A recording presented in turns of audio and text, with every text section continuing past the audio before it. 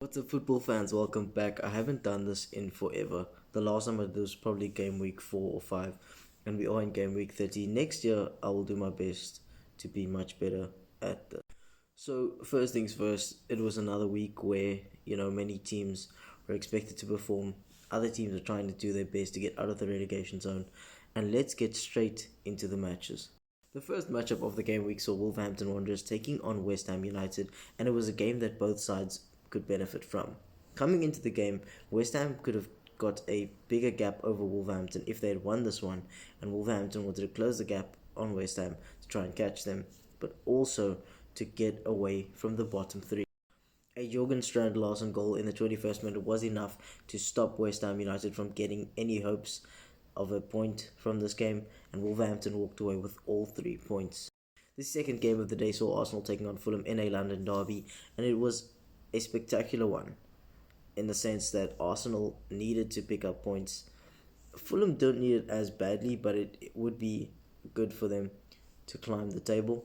But Arsenal needed this to close the gap on Liverpool, and of course, they did their best with Mikel Merino recently moving into that striker position when they needed him to, and he scores another goal. It's been phenomenal from him. I think it's his third goal since being in that position.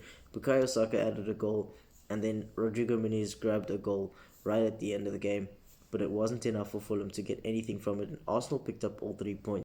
The final game of the evening saw Manchester United take on Nottingham Forest, and Nottingham Forest did the double over Manchester United for the first time since Brian Clough was the manager of the club, and that was a very long time ago, even before I was born. And Manchester United conceded a goal in the 5th minute by none other than former United player Anthony Elanga, and it is a shocker.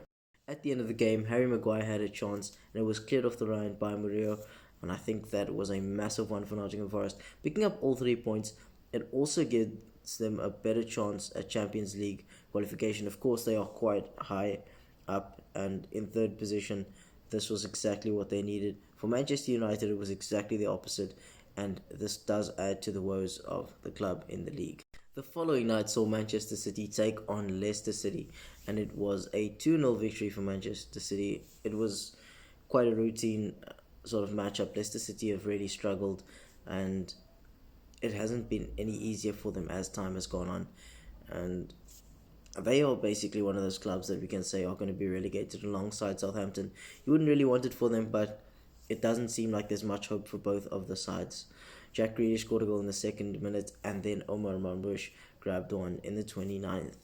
Ipswich Town, who sit down in 18th, needed a result from their match, especially since Wolverhampton got a victory that pulled them away from the bottom three. And Ipswich Town were up against Bournemouth, who no one would really expect this to happen against, as Bournemouth are really high flyers at this stage and made it to the semis of the FA Cup as well. So they are going to be quite exciting to see as the season comes to a close. Who knows how high up they could end, and maybe that FA Cup win could give them a chance at European football. But they've got to get past City. Either way, back to this game. Ipswich Town then came into the game, and the first half, I was quite shocked. Didn't expect them to be all over Bournemouth as much as they were. Although it was Bournemouth's game to lose in this one, because Ipswich Town had everything to gain.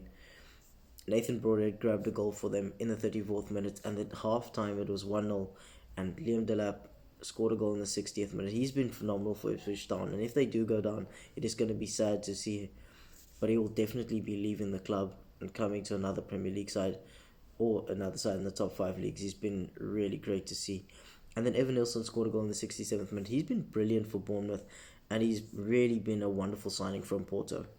However, it was Ipswich Town's game, and who knows what's going to happen in the coming games for both of these sides. The next game saw Newcastle United taking on Brentford, and this was also a big game as Newcastle could use this to push themselves higher in their chase for the Champions League. Brentford also had a lot to gain from this because Bournemouth's loss had given them a chance to gain some points on them since they are 11th and Bournemouth in 10th. The game, however, was sort of end-to-end football, and it got to the point where the first half was about to end, and who else would you expect to grab the lead for Newcastle to give them a 1-0 into halftime? None other than Alexander Isak, of course. And then it got to the 66th minute, a Bryan Mbeumo penalty was scored. And then 74th minute, Sandro Tonali grabbed the goal. And that was all she wrote. Both sides obviously tried to get a bit more. But Newcastle ended up victors on the day. And it did push them back into the contention for Champions League. The next game saw Crystal Palace taking on Southampton. And this one was relatively big for both sides.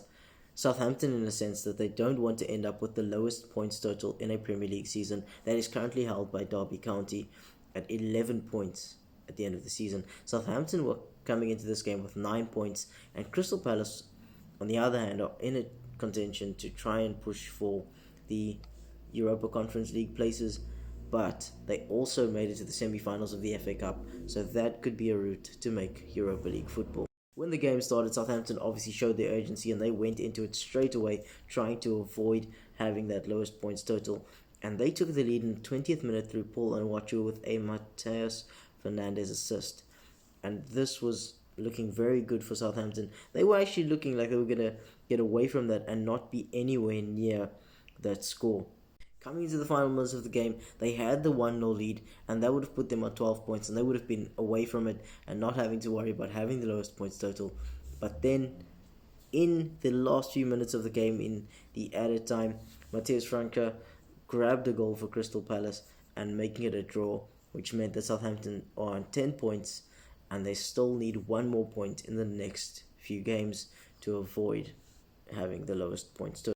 One will have them equal, but 2 points will get them away from it. The final game of the night saw Aston Villa taking on Brighton and Hove Albion, both sides looking at European football, and it's going to be exciting to see what happens when we get to the end of the season. Brighton obviously lost in the FA Cup. That took their chances of European football with the FA Cup route away, and Aston Villa, they made it to the semis, so they still have that option, but they also are flying quite high in the league. Marcus Rashford, Marco Asensio, and Daniel Marlin grabbing the goals, all three additions in the transfer window. Marco Asensio has always been a baller, and I do stand by that. I'll always believe that he is, and I still feel that he's got a lot in him, and he has been brilliant for Aston Villa, as well as Marcus Rashford.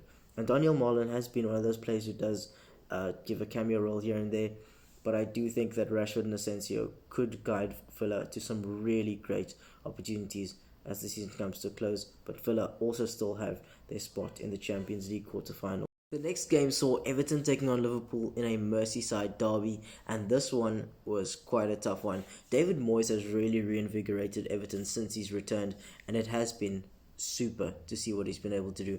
Liverpool, on the other hand, wanted to grab a win to extend their lead against Arsenal after Arsenal picked up that victory, and Liverpool were able to do so in another tough encounter with Everton.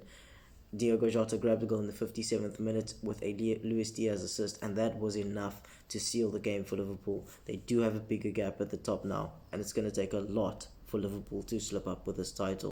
Or to those of us who watch the Barclays Premier League would call it, for Liverpool, to Steven Gerrard, the title.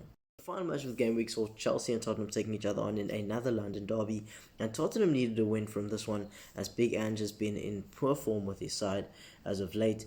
And Chelsea, on the other hand, would have wanted a victory to stay above Newcastle and Man City. Enzo Fernandez gave them a goal in the 50th minute with a Cole Palmer assist, the first goal contribution from Cole in a very long time, and that was enough for Chelsea to get the win, and the 3 points was much needed. Look at the top scorers. Mo Salah is top on 27, with the closest player to him, Erling Haaland, on 21. Assists, we also have Mo Salah on 17, with the closest player to him, Mikel Damsgaard, Anthony Robinson, and Bukayo Saka on 10. Now it's time to round out the league table. Southampton in 20th place on 10 points, 17 points for Leicester City in 19th, 18th place Ipswich have 20, Wolverhampton 9 points ahead of them in 17, West Ham on 34, and Everton on 34 as well, both in 15th and 16th. Tottenham are tied with them on 34 points in 14th place, United on 13th position, 37 points, 12th place Palace 40, Brentford 11th in 41 points, 10th place Bournemouth on 44, 9th Fulham on 45, 8th Bournemouth on 47, Villa in 7th on 48 points, Newcastle in 6th on 50, Man City on 51 in 5th, Chelsea in 4th on 52 points, Forest on 3rd place and 57 points, Arsenal 2nd in 61, and Liverpool on 73 points in 1st place. That's it for this game week. Thank you as always, and I'll see you after the next.